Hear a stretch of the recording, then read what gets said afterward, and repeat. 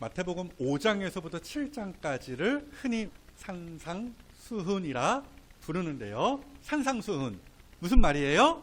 산상, 산 위에서 수훈, 전하신 말씀이다 라는 것이에요. 그래서 산상수훈의 첫머리인 마태복음 5장 1절 이하를 보시면은 예수께서 무리를 보시고 산에 올라가 앉으시니 제자들이 나아온지라 입을 열어 가르쳐 이르시되 숄라숄라 쭉 이제 산상수훈의 말씀이 시작되는 거예요. 사실 많은 학자들이 신의 산에서 율법을 주셨던 하나님과 산에서 동일하게 말씀을 주신 예수님을 비교하며 매칭시키는데요. 당연히 일리 있는 접근입니다마는 그럼에도 신의 산에서 이스라엘 백성들에게 하나님께서 율법을 주실 때에는 하나님께서 저 높은 곳에서 산으로 내려오셨으나 오늘 예수님께서는 산으로 올라가셨고요. 그때에는 천둥과 번개 속에서 하나님께서 말씀하셨으나 여기서는 작고 고요한 목소리로 말씀하셨으며 그때에는 이스라엘 백성들에게 산 가까이로 오지 못하도록 경고하셨으나 이제 여기에서는 예수님께서 사람들을 가까운 곳으로 초청하셨습니다. 그러니까 신의 산에서 말씀을 주신 그 일과 산상수훈의 이 일이 비슷한 것이기도 하지만 동시에 다른 것이고요. 또 어떤 면에서는 더욱 감격적인 현장이기도 한 것입니다. 말인즉 하나님께서 그의 백성들에게 말씀을 주시기 위하여서 이렇게 더 가까이 먼저 다가오셨다라는 것이에요. 아무튼간에 이 마태복음의 흐름 속에서 이 산상수훈이 주는 메시지는 아주 분명한데요. 자 보세요.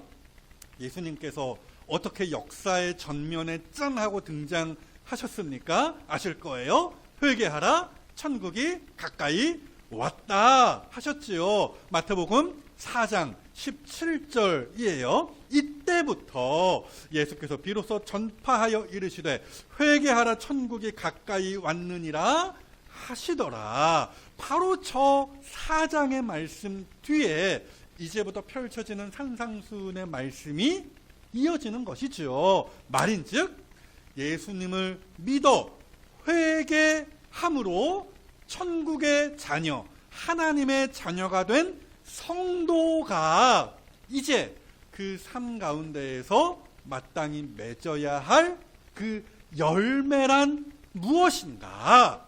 이 문제를 본격적으로 다루는 말씀이 이 산상수훈의 말씀이다라는 거예요. 다시 한 번 더 말씀을 드리면은 그러면 우리가 어떻게 살아야 할 것인가? 이거예요.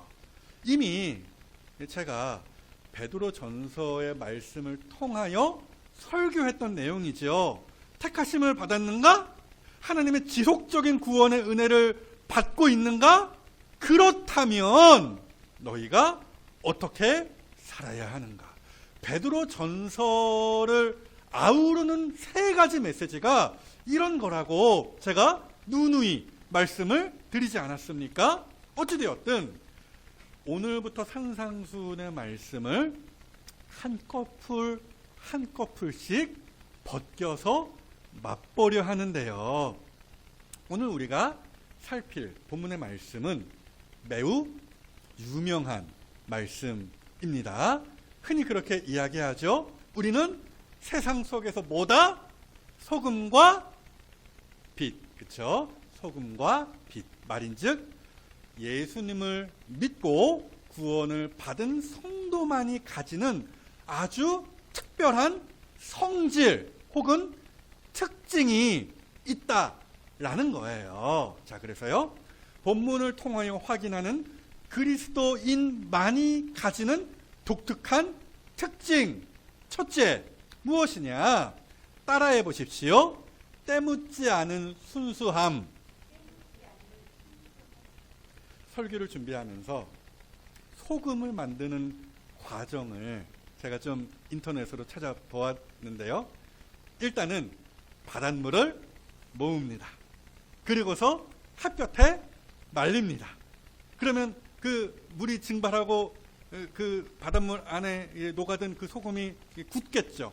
그 굳은 소금을 싹싹 이렇게 건져내서 건조를 시킵니다. 그러면 우리가 잘 아는 그 소금이 완성됩니다. 쉽죠? 하지만 옛날에는 이게 쉽지 않았던 것 같아요. 특히나 예수님께서 사셨던 그 고대 중동 지역에서는 그 순수한 소금을 만들어내기가 매우 어려웠다라고 합니다. 예수님 당시에 그 사해 바다의 그 습지나 갯벌, 그리고 그 근처에 바위에서 나는 소금, 이걸 암염이라고 보통 부르거든요. 그 소금, 예수님 당시에 그러니까 통용되었던 그 소금은 하얀 석고 뭔지 알죠? 이렇게 손으로 만지면 바스러지는 시멘트 같은 거예요. 그러니까 하얀색이고 좀 회색 빛을 내는, 제 아내가 입고 있는 저런 옷 색깔 비스무리한 그런 약간 이렇게 우중충하고 거무튀튀하면서도 하얀 빛도 있는 그런 색깔, 그렇죠? 그게 이제 석고거든요. 그런 석고 같은 불순물들이 많이 섞여 있어서, 그 소금에 섞여 있어서 쉽사리 변질되고 맛도 이상한 경우가 많았다라고 합니다. 그러니까 예수님 당시에 소금이라 했던 것은 겉으로 보기에는 소금 같아 보여도 실제로는 소금과 전혀 다른 성질을 가진 정체불명의 흰가루인 경우가 많았다라는 이야기죠. 그러니까 당시에는 소금이라고 해서 다 같은 소금이 아니었다라는 이야기예요. 그 중에는 말 그대로 맛을 잃은 소금, 오늘 본문에도 그런 표현이 있잖아요. 맛을 잃은 소금, 즉 이것저것 다 섞인, 겉으로 보기에는 그럴싸하더라도 순수하지 못한 소금이 있었다라는 것이에요. 이런 지식을 배경에 두고 오늘 본문을 보십시오. 예수님께서 하시는 말씀이 무엇인지가 명확하게 보입니다. 본문 13절이죠. 너희는 세상의 소금이니 소금이 만일 그 맛을 잃으면 무엇으로 짜게 하리요? 후에는 아무 쓸데없어 다만 밖에 버려져 사람에게 밟힐 뿐이다. 말인즉 그리스도인은 세상 속에서 소금이 돼, 어떤 소금? 순도가 높은 소금이어야 한다라는 거예요. 그래야 맛을 낼 수 있고 썩는 것을 방지하는 제 역할을 온전하게 감당할 수 있다라는 것이죠. 반대로 이것저것 다 뒤섞인 정체불명의 그 흰가루와 같은 소금이면은 세상에서 아무런 힘을 발휘하지 못하고 도리어 세상에게 밟힌다, 개무시를 당하는 꼴이 된다, 이 말씀이기도 하죠. 그러하기에 성도는 어떻게 살아야 하는가? 이 세상의 더러움과 혼합되지 않도록 주의해야 한다라는 말씀입니다. 그러니까 보세요.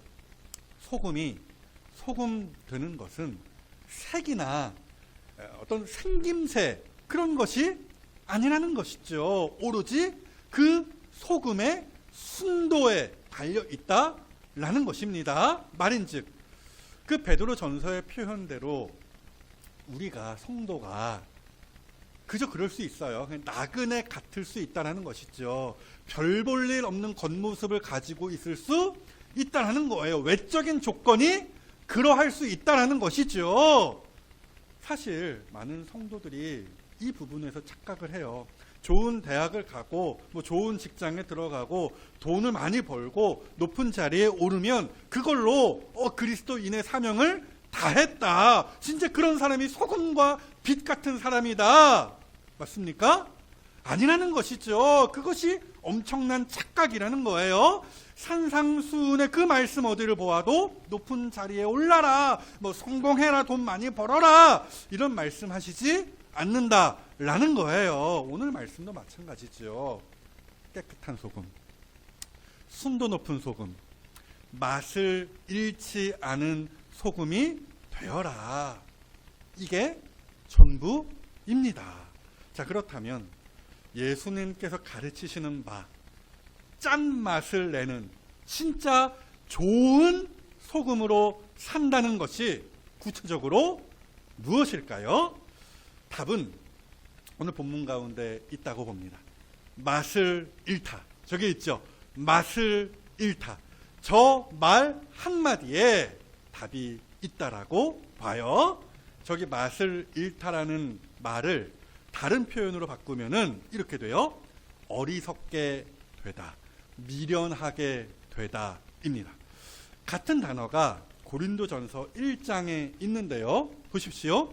지혜 있는 자가 어디 있느냐, 선비가 어디 있느냐, 이 세대의 변론가가 어디 있느냐. 하나님께서 이 세상의 지혜를 미련하게 하신 것이 아니냐, 미련하게 하신 것이 아니냐. 무슨 말씀입니까? 세상 사람들이 하나님의 말씀을 무시했다라는 거예요. 그 말씀에 귀를 기울이지도 않았고 들어도 깨닫지 못할 뿐더러 고집스럽게 말씀을 무시하고 자기 고집을 앞세우며 살았다라는 것이죠. 그거를, 그 꼴을 한마디로 바꿔서 미련하다라고 말씀하는 거예요. 똑같아요. 산상수훈의 끄트머리에 가보시면은 바로 그 어리석은 것이 무엇인지에 대한 언급이 나와 있는데요. 마태복음 7장 말씀이죠. 나의 이 말을 듣고 행하지 아니하는 자는 그 집을 모래 위에 지은 어리석은 사람 같다. 자, 보세요. 어리석은 것이 무엇인지에 대하여 명확하게 말씀하시는데요. 딱 잘라서 주님의 말씀을 듣지 않고 행하는 거예요. 바로 이것이 오늘 본문의 표현대로 맛을 잃은 소금과 같은 모습입니다. 그러니까 마탱이가 같다라는 것은 결국 순전하고 신령한 그 하나님의 말씀을 옳게 분별하지 못하고 자기 멋대로 행하는 모습이라는 것이에요.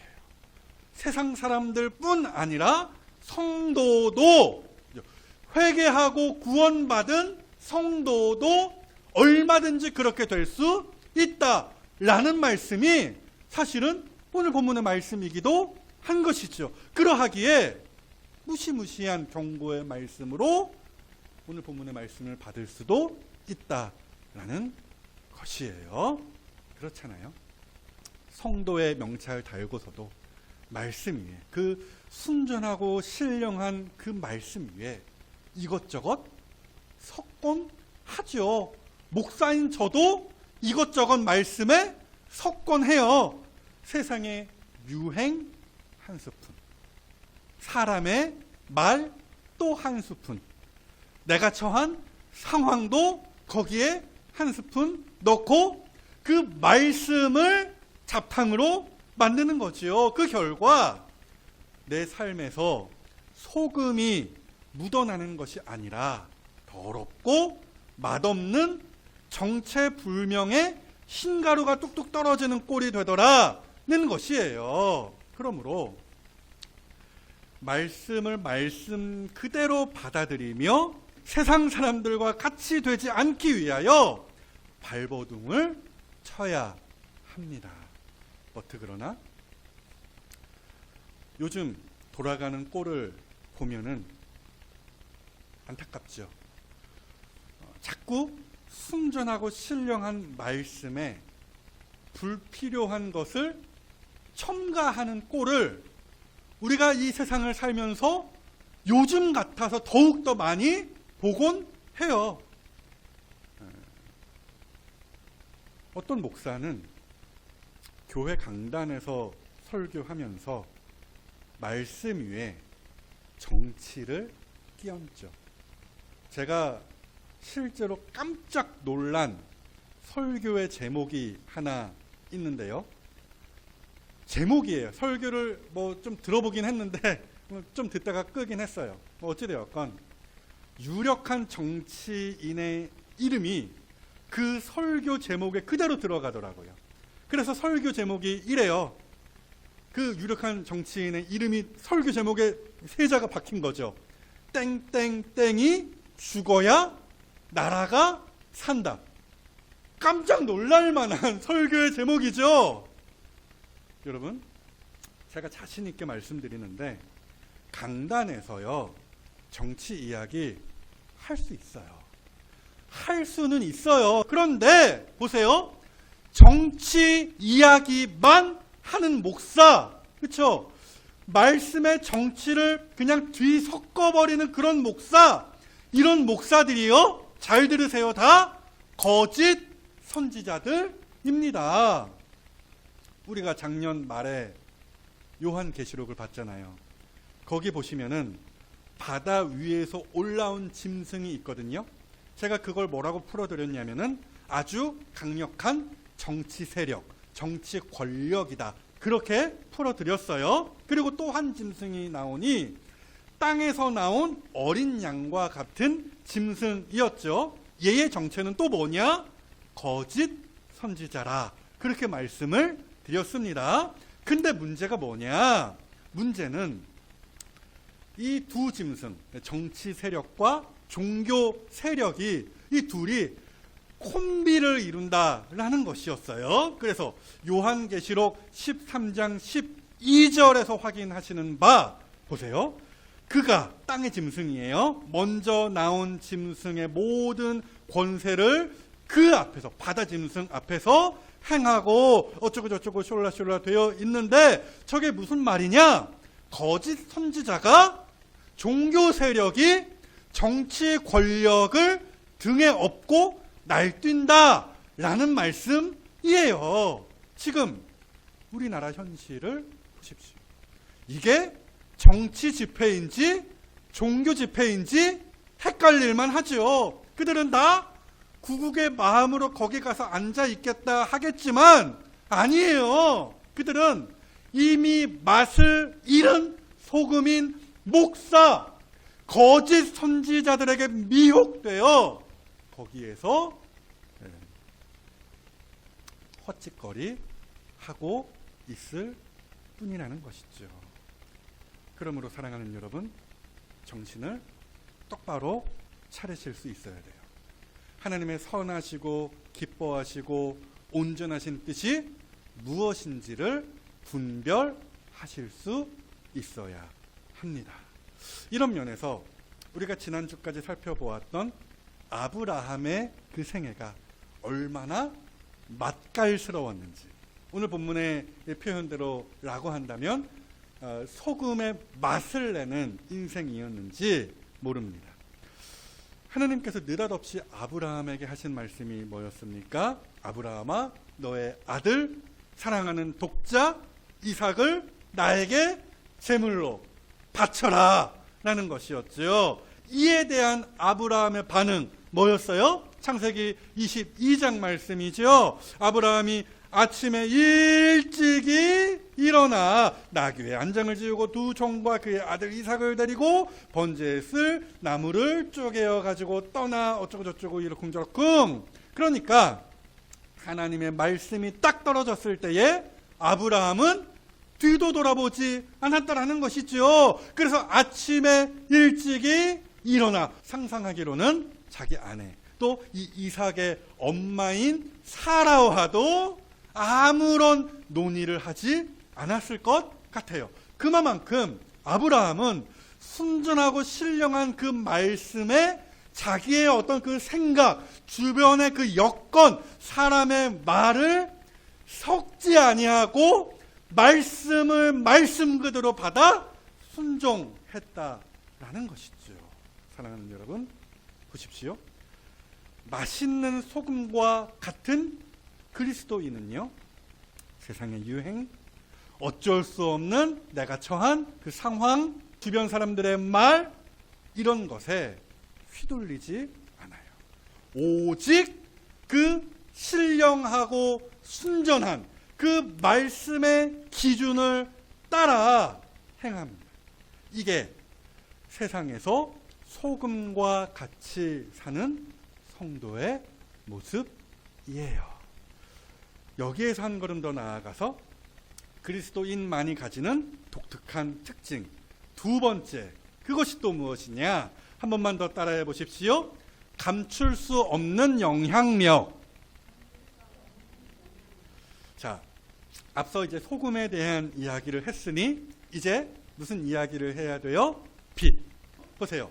예수님께서 세상 속에서 빛으로서의 성도의 특징을 또 크게 세 가지로 표현하셨는데요. 그 첫 번째는 이것이에요. 감출 수 없다라는 것이죠. 본문 14절 보십시오. 너희는 세상의 빛이라 하시면서 그 다음 빛의 어쩔 수 없는, 막을 수 없는 그 특징 한 가지를 이렇게 표현을 하시는 거예요. 산 위에 있는 동네가 숨겨지지 못할 것이요. 예전에 제가 요 앞을 이렇게 지나는데 이 예함교회 성도들이 막 이렇게 전도하고 있더라고요. 그들이 저를 보고 인사를 했어요. 목사님, 안녕하세요. 다 같이. 그죠? 제가 깜짝 놀랐죠? 어떻게 제가 목사인 줄 알았어요? 그랬더니 그들이 대답을 했습니다. 빛이 나요. 오메. 아마도 강렬한 햇빛이 상대적으로 넓었던 제 이마에 반사되어서 그들의 눈이 좀 부셨던 게 아닐까 그렇게 생각을 하는데요. 아무튼지 간에 빛은 감출 수 없다. 그렇죠? 숨을 수 없다. 숨길 수 없다라는 거예요. 아무리 짙은 어둠 속에서 상상을 해보세요.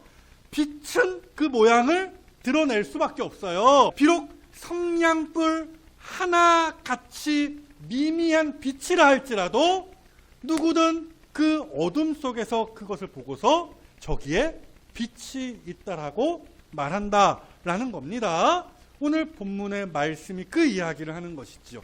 그리스도인은 이 세상 속에서 드러날 수밖에 없는 존재들이다라는 거예요. 그래서 보세요. 산 위에 있는 동네 뭡니까? 아마도 산 위에 있는 어떤 성벽이나 요새를 뜻하는 말일 텐데요. 예수님께서 계셨던 그 지역은 아까도 말씀드렸죠. 대부분 석회암 지대라는 거예요. 그래서 산 위에 뭐가 건축되어 있으면은 그것이 빛나는 것처럼 하였다라는 거예요. 어디서나 그 건축물이 잘 보였다라는 것이지요. 말인즉 그리스도인은 이 세상 속에서 숨을 곳이 없다.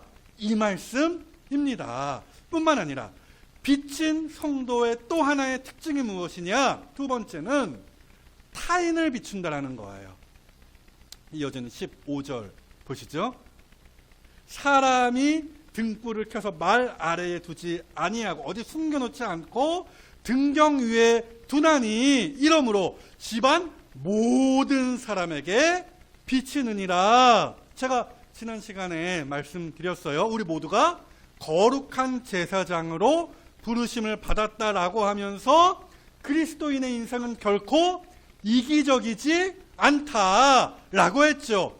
나만 알고 나만을 위해 사는 것이 아니라 남을 이롭게 하고 행복하게 하는 것이 거룩한 제사장으로 부르심을 입은 그리스도인의 인생이다라고 했습니다. 그래서 아브라함 이야기를 했어요. 아브라함이 자기만 잘 먹고 잘 살았나요? 아니었죠. 아브라함 어떤 사람이었어요?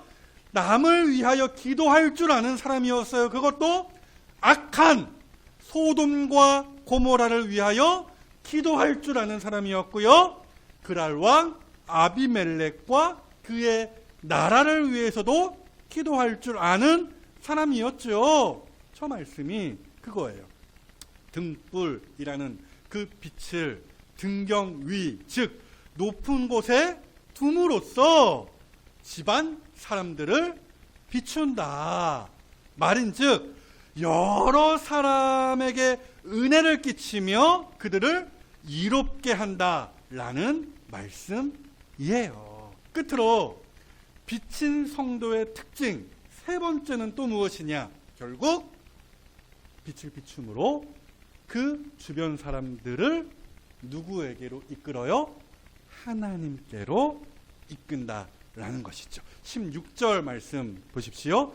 이같이 너희 빛이 사람 앞에 비치게 하여 그들로 너희 착한 행실을 보고, 그 다음이요, 하늘에 계신 너희 아버지께 영광을 돌리게 하라. 나중에 보시겠지만 산상수훈 가운데에서 유명한 말씀들이 또 있죠. 악한 자가 너의 오른뺨을 치면 어떻게? 왼뺨을 대주고, 고발하여 속옷을 달라 하면 겉옷을 내어주고, 억지로 오리 가자 하면 심리를 동행하라. 한마디로 그리스도인의 행실은 달라야 한다, 착해야 한다라는 거예요. 어떤 면에서는 되게 바보 같고요, 순둥이고요, 너그러워야 한다라는 것이죠. 왜요? 전도를 위함입니다. 그래서 보세요. 우리를 통하여 사람들이 어떻게 한대요? 하나님 아버지께 영광을 돌리게 된다라는 것이죠. 저기에 있는 하나님 아버지께 영광을 돌린다라는 저 문구가 신약 성경 가운데에서만 61번 사용이 되었는데요.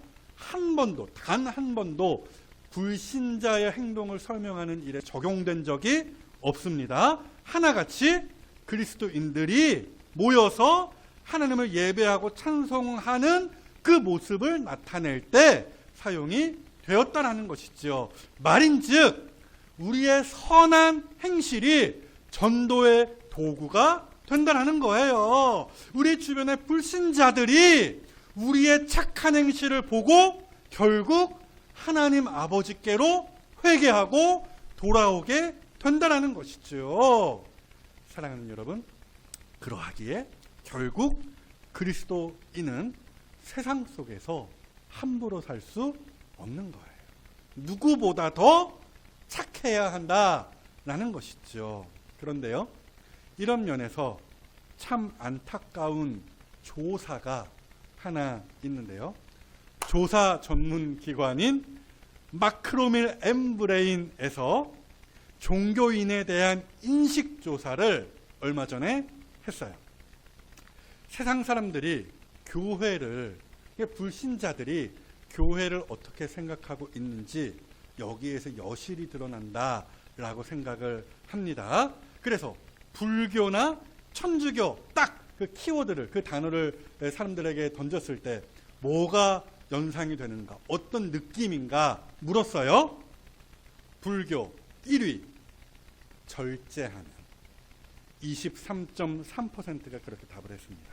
천주교 1위 20.9%가 따뜻한, 이렇게 답을 했어요. 반면 두구두구두구두구두구 기독교 하면 뭐가 떠오르십니까? 어떤 느낌을 받으십니까? 물었을 때 무려 25% 거리를 두고 싶은, 21.4% 이중적인, 17.5% 놀라지 마세요, 사기꾼 같은. 무슨 얘기예요? 그리스도인이 세상에서 착하기는커녕 나쁘고 고약하다라는 것이죠. 한 사람 이야기 아니에요. 그렇죠? 누구 한 사람 이야기 아닙니다. 그 한 사람만 그렇게 난리치고 뭐 지지고 볶고하면은 쟤는 왜 저래? 다른 사람은 안 그러는데? 이렇게 생각을 하죠. 그런데 그 사람도 그러는 걸로 세상 사람들은 인식을 한다라는 거예요. 사랑하는 여러분, 이 안타까운 현실 속에서 부탁드립니다. 우리라도 잘 하십시다. 우리라도 빛을 비추는 일에 신경을 쓰십시다. 착하게 사십시다. 착하게 살 수 있겠어요? 그렇다고 해서 대단한 뭔가 일을 꿈꾸시고 행하시라는 이야기는 아니에요. 그죠?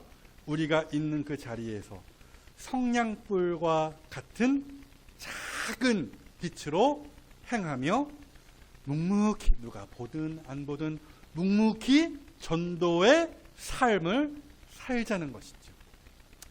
한국 컨티넨탈 싱어즈라는 찬양팀이 있어요. 무려 25년 전에 발표한 찬양이 하나 있습니다. 제목은 빛을 비추어라 입니다.